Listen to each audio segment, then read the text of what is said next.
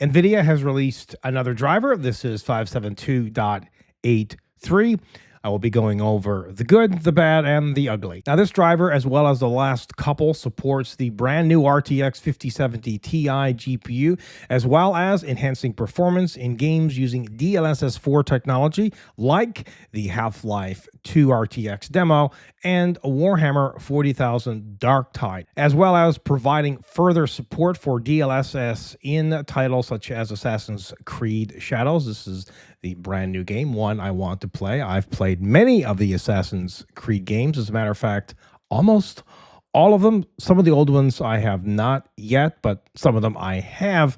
And my favorite, I'd say probably overall had the most fun in Odyssey. What's your favorite Assassin's Creed game? As well, further DLSS support in The Last of Us Part 2 Remastered and Control. And they have also added support for notebooks that include the RTX 5090, the 5080, and the 5070 Ti. Keep in mind that if you're buying a notebook and it has one of these GPUs in it, the GPU isn't going to be as fast, for example, as a desktop 5090. That's just how it works. It could be any laptop. It could be a 4090, and it's not going to equal the desktop version of that. So that's extremely important to remember, because I think a lot of people go out there and think that they can get a laptop with whatever video card in it, and it's going to be, as powerful, and they're going to get as many frames per second at the same settings as a desktop video card, and that's just not the case. As well, supposedly fixing a bug where RTX 5080 and 5090 cards won't run at full speed after reboot when overclocked. Now, here is the Reddit post for this driver, 572.83. There's pretty much everything you need posted in this thread. I find this the best resource for these drivers. I could send you to NVIDIA's site, but there's a link here to NVIDIA's site, plus a ton of more information. Keep in mind that when you are installing a new video card driver, be sure to completely remove the old one, and you can use DDU for doing that. You need to install a video card driver cleanly, unless you're just installing the operating system over again.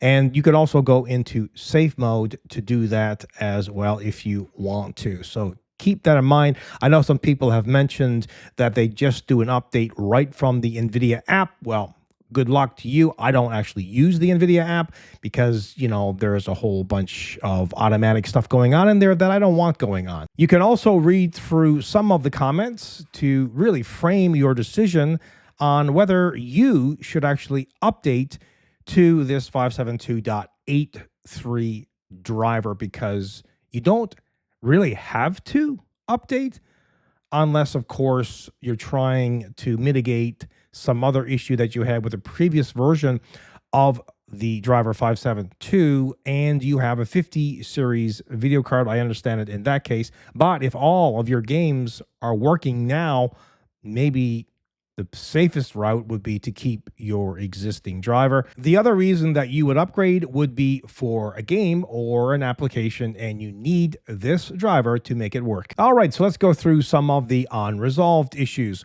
So changing the display GPU activity icon setting requires a PC reboot, and the GPU scaling option is missing in the NVIDIA control panel for DSC monitors.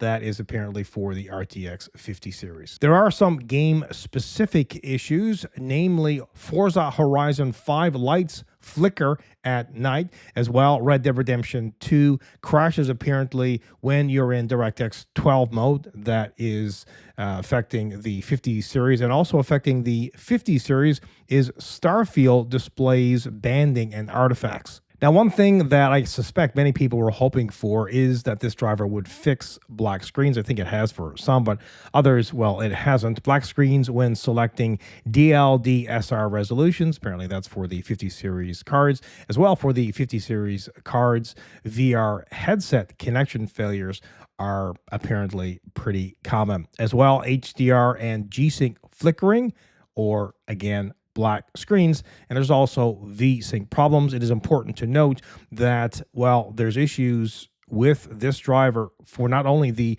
RTX 50 series cards, but also for the RTX 40 series cards. Speaking of black screens, there's black screens and crashes during the driver installation. This is happening both on the 50 and the 40 series.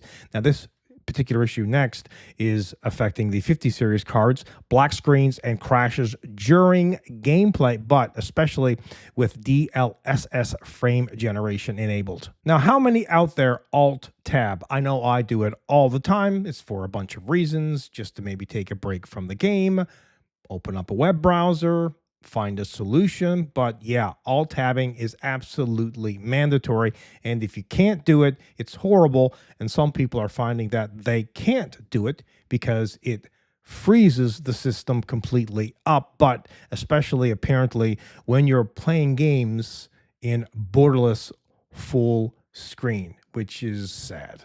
Now, this is kind of horrible for anybody who is actually recording their gameplay or streaming for that matter. Shadowplay crashes, and it also apparently corrupts the videos. Some people are also finding that there is high CPU usage just from updating this particular driver, as well as potential issues with idle power consumption and voltage, and as well G-Sync not enabling. Now, the big question always is, should you update to this new driver? Well, that's going to be completely on you. But before you do, read through this thread a little bit to find out what is up with it, because it's not a perfect driver. Actually, there is no perfect driver, because this driver has to live in an operating system with all kinds of other hardware and other drivers. So that's going to be on you, but check it out and you can decide from there.